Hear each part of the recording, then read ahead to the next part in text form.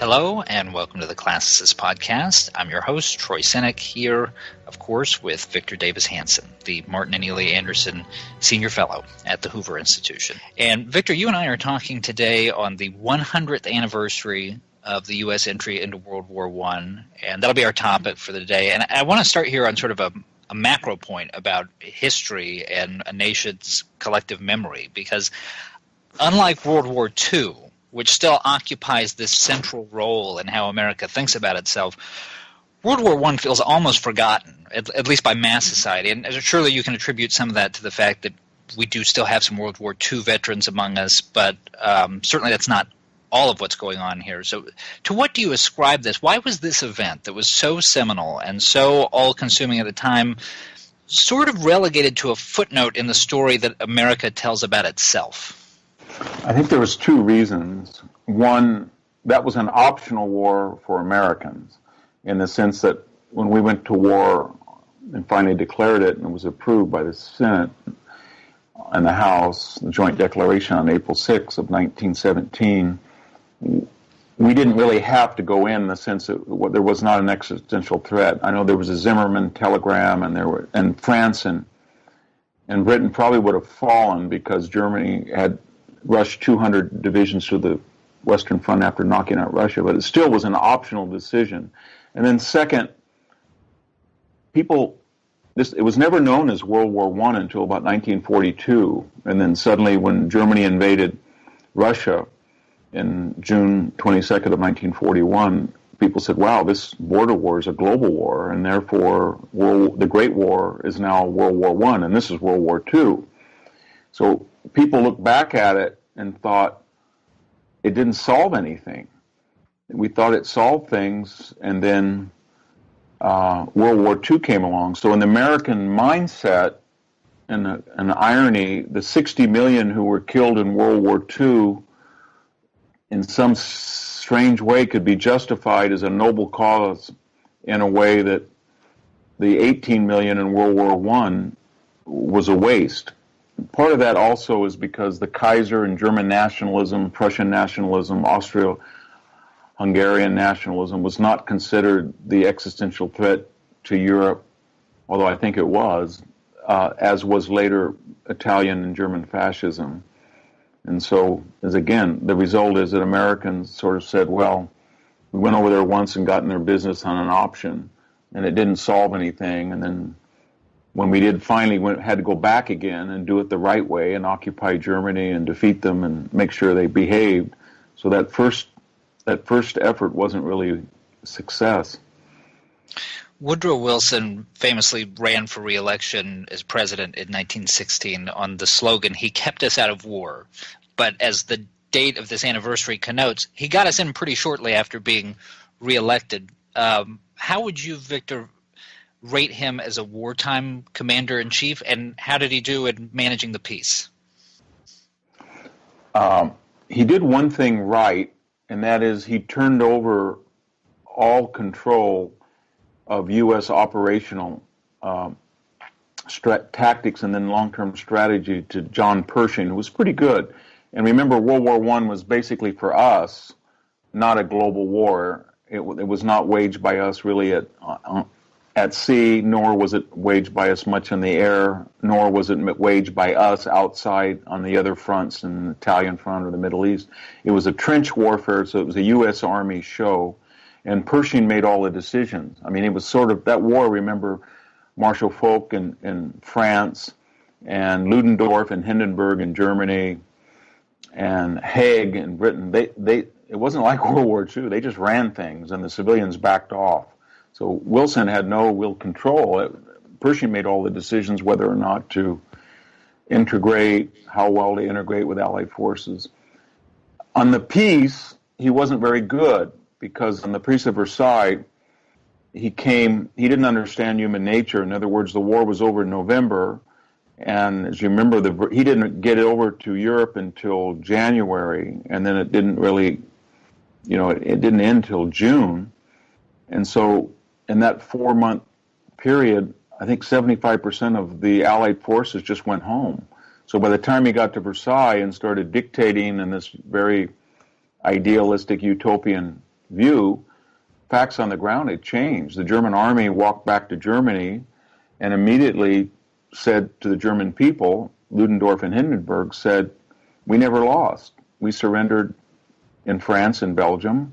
Then we came back because riots broke out, because we were stabbed in the back by Jews and communists. And by the way, there's really no army to tell us what to do anymore. And they've all gone home. So when they got to Versailles, they said Wilson promised us the 14 points, and we made all of these 400 some points in the treaty that Wilson jammed down the throats of the British and the French and the Italians, but he just didn't understand human nature. He had no way of enforcing it. And his allies basically said to him, you have a 3,000-mile ocean, and you're telling us that we have to, sing Kumbaya and all be friends, but we're right next to the German army, and they were humiliated for now and defeated, but they're not defeated for good, and they're going to be right next to us. And you've done the worst thing. You've made them feel angry because you put the war guilt on them, but then you have no mechanism to stop them from coming back, because the League of Nations is a joke. It would have been much better to cut to the quick if Wilson had just forgot the Versailles Treaty and said, you know what, we're not going to have an armistice. We're going to have a defeat, unconditional surrender. He'd sent the American army of almost 2 million men into Berlin, occupied it, divided the country like we did in World War II, and then integrated Germany, defeated Germany back into the League, the family of nations, and then put U.S. troops in France with the guarantees they would deter future German aggression, and we wouldn't have had a World War II. Let's talk for a minute about the role of technology in World War I. The famous line is that this is a war where they rode in on horseback and rode out on tanks. How did that change in technology affect the war itself, and how did it affect the way that warfare was conducted thereafter? Well, there's two things to remember about the changing technology. What killed people in World War I were two things. The mass production of artillery shells, and the several million, like 20 million shells per year finally, and the mass production of machine gun bullets. So although they had machine guns and they'd had artillery, they never had it at that quantity. So 75% of the men killed in World War I or wounded were either wounded by artillery shells or machine gun bullets. Some for rifle and mines and all that, but basically it was a war of people in static positions being torn apart by machine guns when they went over the top and being torn apart when they sat there by artillery. Tanks and airplanes, and they made a lot of them. We forget sometimes they made 6,000 tanks in World War I, and they made probably 15,000 or maybe even 20,000 airplanes, but they didn't do a lot of damage. So the lesson was, these sort of like the atomic bomb in World War II, it didn't kill a lot of people, but it ended the war in a way that was kind of eerie. And the same thing was true of World War I, that when the British successfully used tanks in a couple of breakouts and then they combined them with air power, wasn't, over the scope of 4 years, it wasn't that fundamental. But boy, it was at the end of the war and people said, this is the future of warfare. And it was. In the aftermath of the war, Victor, you had two big empires, the Ottoman and the Austro-Hungarian, fragmenting into a bunch of independent states. You also had that happening with some of the Baltic territories that used to belong to Russia. And this was with the blessing of President Wilson. The concept of self-determination was one of those 14 points, and it later got codified into the UN Charter as well. That movement has its critics, if not of the idea itself, in some cases of the degree to which it's been taken. Usually the argument isn't so much that we should go back to imperialism, but that the concept of self-determination gets taken to an extreme, and you end up with these states that just aren't sustainable. In your judgment, is there some validity to that? Have we moved too far towards decentralization?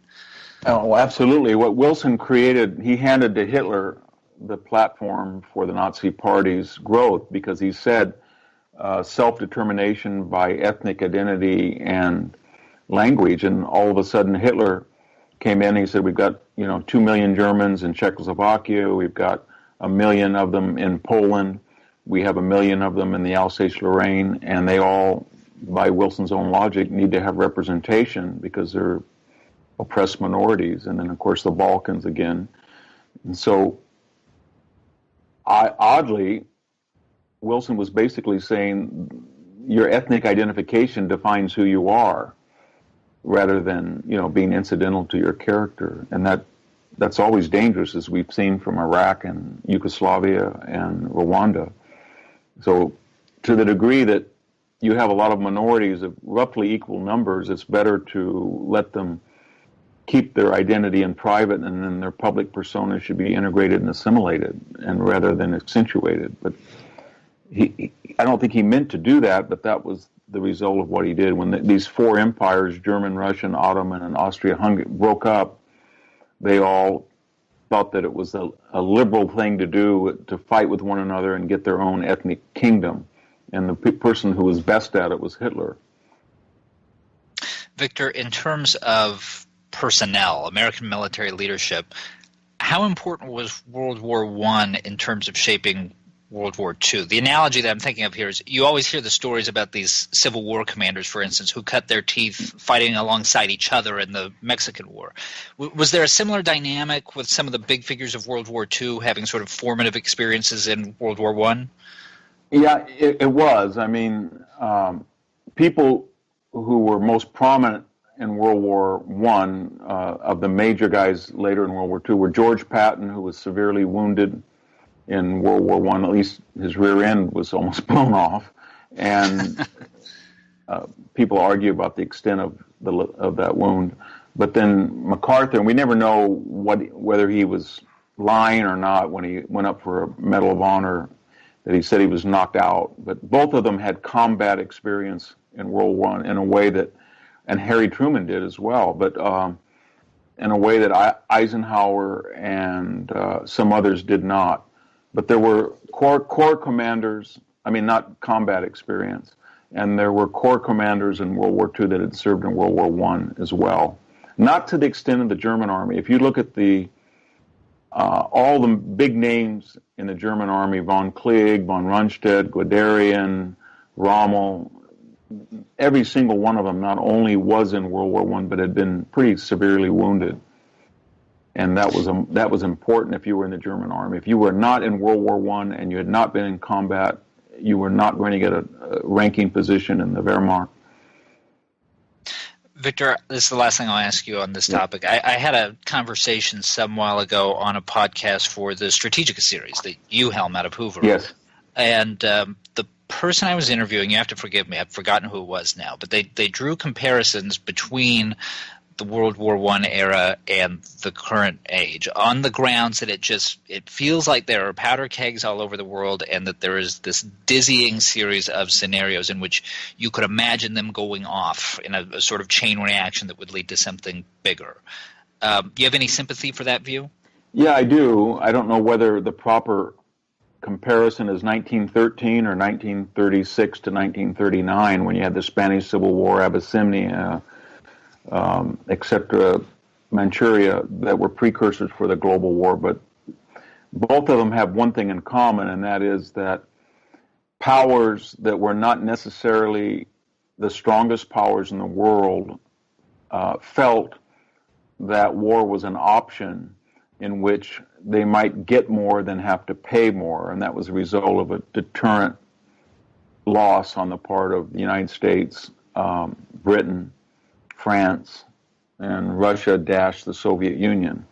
And so then war comes along as sort of a barometer of who's strong and who's weak. And looking back on it, we think to ourselves, why in the world would the Italians and the Japanese and the Germans end up in an alliance against Britain, the United States, Russia, and then the manpower of China and India? I mean, it just seems absurd.